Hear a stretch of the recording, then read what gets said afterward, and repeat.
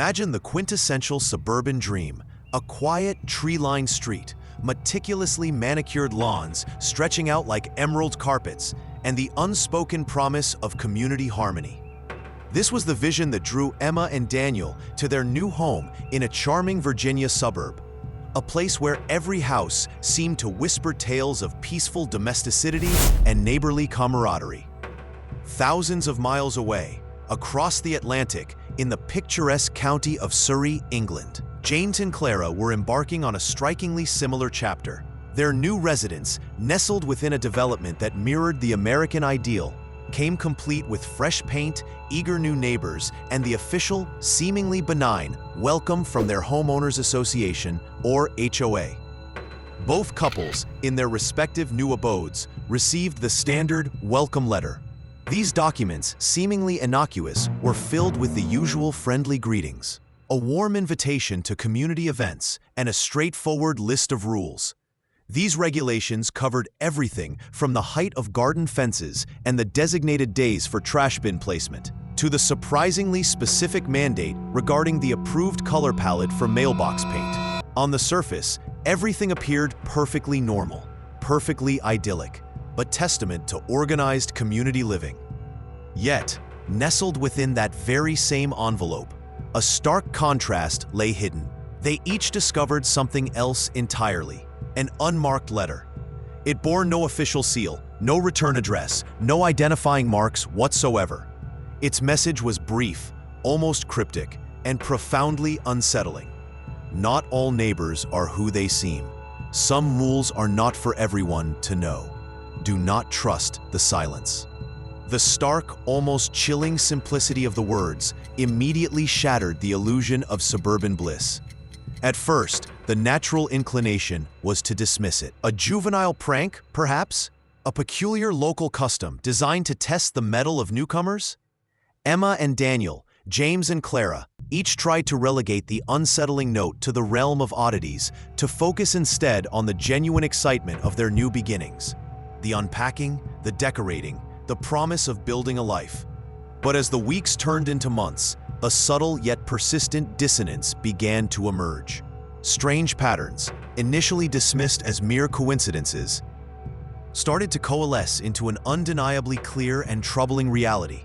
The quiet hum of unease, once easily ignored, grew louder, demanding their attention. In her Virginia neighborhood, Emma began to observe a disturbing asymmetry in the enforcement of rules. A young family, new parents, struggling to balance work and childcare, received a stern notice and a hefty fine for a few stray garden weeds.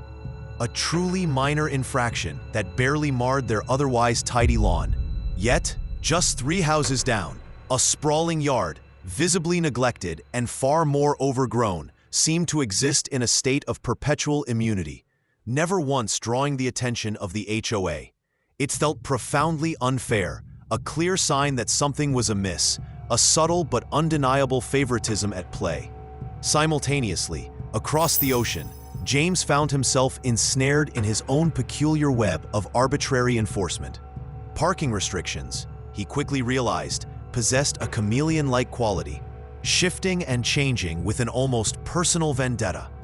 Other residents parked their vehicles freely, often in clear violation of stated rules, yet never faced consequence.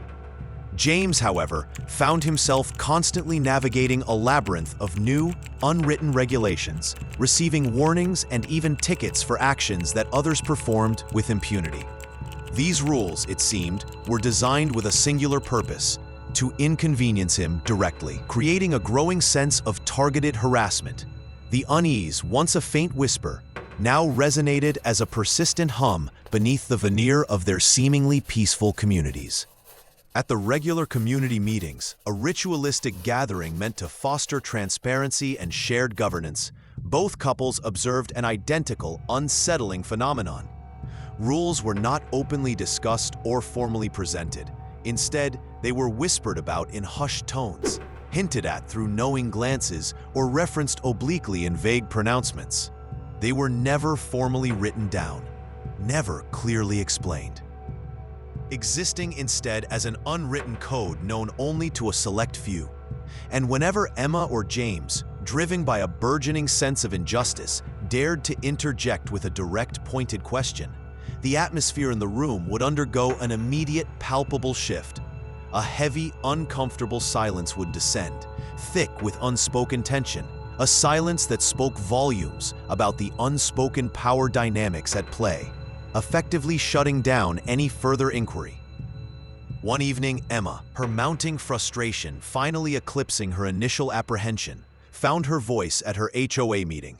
Her words, though delivered with a steady resolve, carried an undeniable tremor of indignation. "Why," she inquired, her gaze sweeping across the faces in the room, "are some neighbors consistently punished for the most minor of infractions, while others, with far more egregious violations, seem to escape any form of penalty?" In a community hall that could have been a mirror image, James, driven by the same burning questions, posed almost the exact same query. The reaction in both rooms was chillingly, unnervingly identical. An immediate, profound silence. A collective, uncomfortable stare met their challenging gazes. The air grew thick, almost suffocating with unspoken tension. It was as if, in their simple act of questioning, they had transgressed some unspoken sacred rule, disturbing a delicate, carefully maintained equilibrium. Then, from the periphery of both gatherings, a quiet, elderly resident, a figure who had witnessed countless seasons come and go within the community, slowly leaned forward.